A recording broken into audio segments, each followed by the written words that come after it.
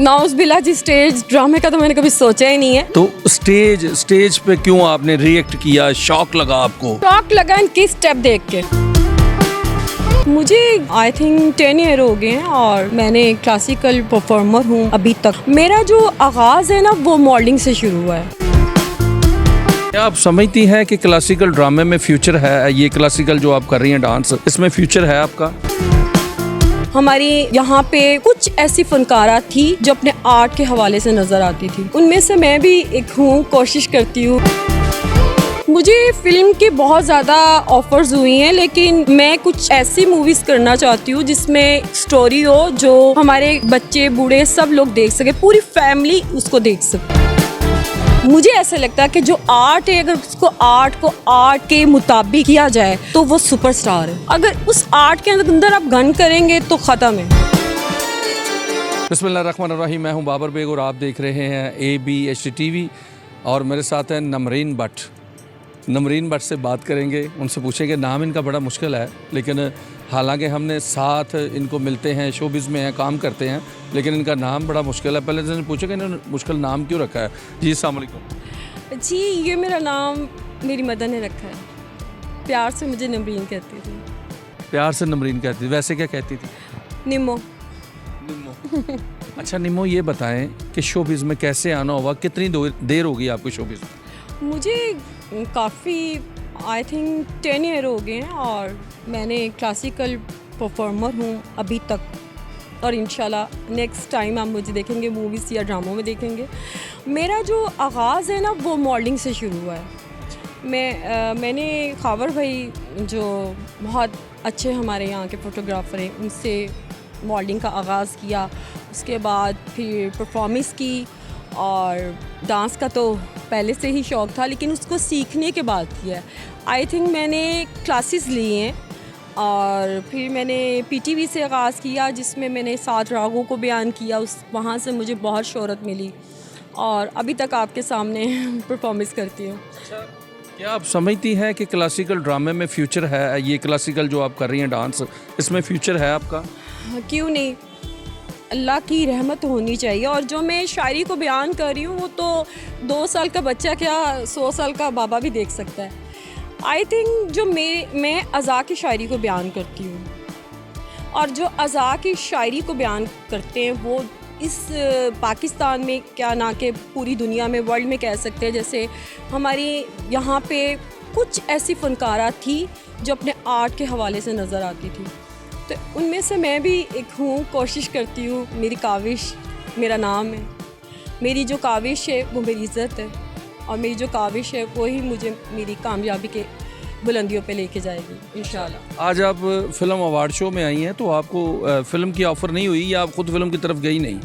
मुझे फ़िल्म की बहुत ज़्यादा ऑफ़र्स हुई हैं, लेकिन मैं कुछ ऐसी मूवीज़ करना चाहती हूँ जिसमें स्टोरी हो जो हमारे बच्चे बूढ़े सब लोग देख सके, पूरी फैमिली उसको देख सकती है। मुझे वो मूवी चाहिए। मुझे वो मूवी नहीं चाहिए जैसे कि वो हमारी पुरानी पंजाबी, ये पुरानी ओल्ड मूवीज़ अच्छी थी, लेकिन मिड में आके ना बहुत अजीब मूवीज़ बनी है।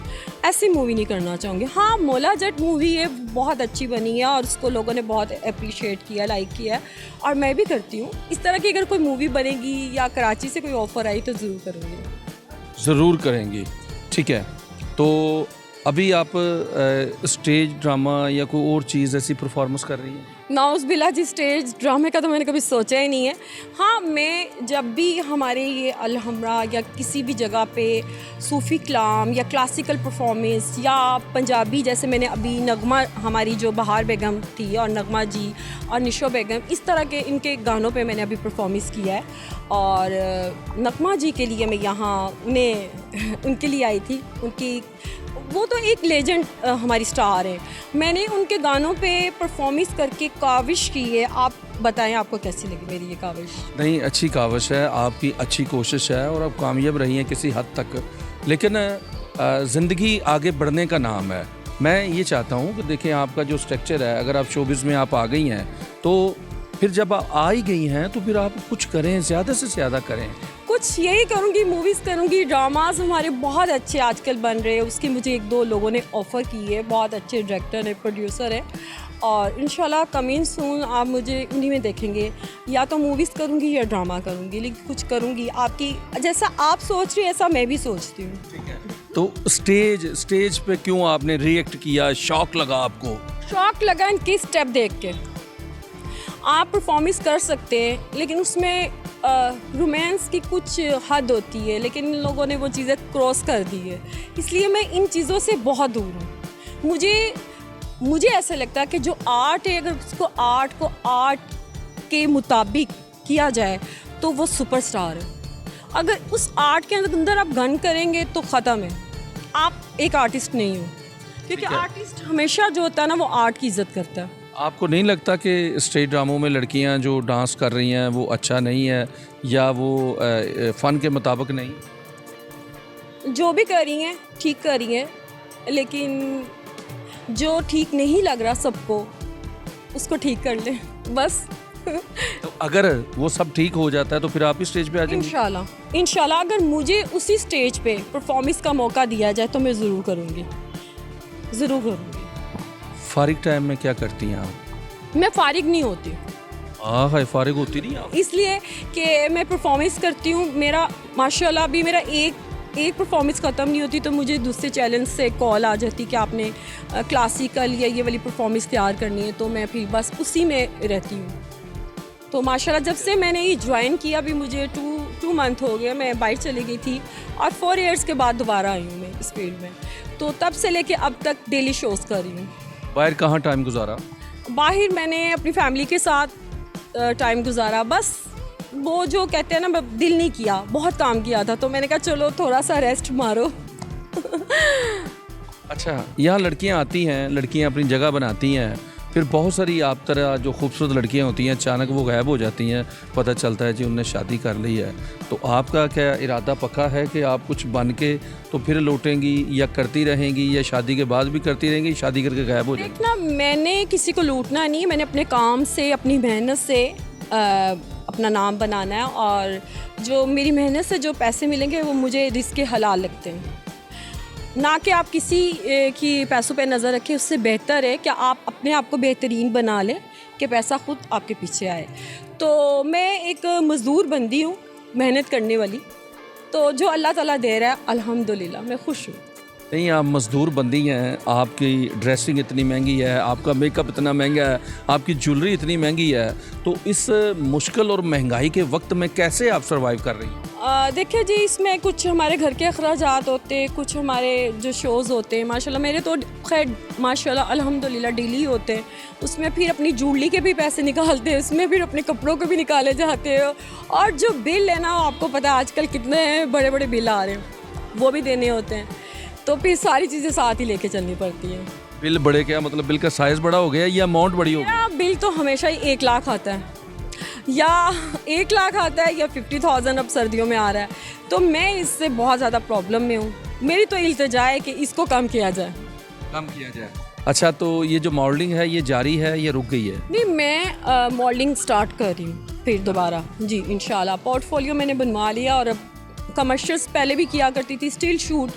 आई थिंक लोग कहते हैं मेरी स्क्रीन ब्यूटी बहुत अच्छी है, तो मैंने मॉडलिंग में माशाल्लाह बहुत, उधर भी मुझे अल्लाह ताला ने बहुत इज़्ज़त दी, हमेशा की तरह जब भी कदम रखा है बस अल्लाह ने इज़्ज़त ही दी है, और मैंने कोशिश की है। मैं सुबह से, आप यकीन करें, जब मेरा कोई भी शो होता मैं सुबह से रेसल्स कर रही हूँ, और ये कह रहे कि खून पसीना एक होता है, उसके बाद नमरीन बट आती है अपनी जगह पे। यानी मेरी इसके पीछे बहुत सारी मेहनत है, मेरी इसके पीछे बहुत सारी काविश है, और जब मैं आपके सामने आती तो ये अल्लाह की रहमत है और कुछ नहीं है। निमो, आपका बहुत शुक्रिया, आपने अपने कीमती टाइम से हमें वक्त दिया। तो हम चाहेंगे दोबारा भी आपसे मुलाकात हो, और आपका दोबारा भी इंटरव्यू और आपसे मुलाकात रहे, और बहुत जल्द मैं चाहूँगा अपनी किसी कमर्शियल में आपको लेना। तो मैं थैंक यू। कुछ अपने फैंस को, कुछ हमारे व्यूवर्स को कहना चाहेंगी? मैं यही कहूँगी आपको कि आजकल के जो ये वक्त जा रहा है उसमें आप अपनी मोबाइल के अलावा अपनी फैमिली को भी टाइम दें, और अपने पे ज़्यादा फोकस करें ना कि मोबाइल पे। और मुझ जैसी जो आर्टिस्ट है, अगर आप जैसे कदरदान हुए देखने वाले, तो मैं ज़्यादा कोशिश करूँगी इंशाल्लाह। और आपको चाहिए कि आप ऐसे लोगों को अप्रिशिएट करें जो अच्छा काम करते हैं, और अगर कोई बुरा भी करता है तो उसको अल्लाह पाक नेकी की हिदायत दे। Thank you sir. नादरीन, मेरे साथ थी नमरीन भट्ट और इंशाल्लाह फिर दोबारा इनसे मुलाकात होगी। तो इनका इंटरव्यू आपको कैसा लगा कमेंट्स में बताइएगा।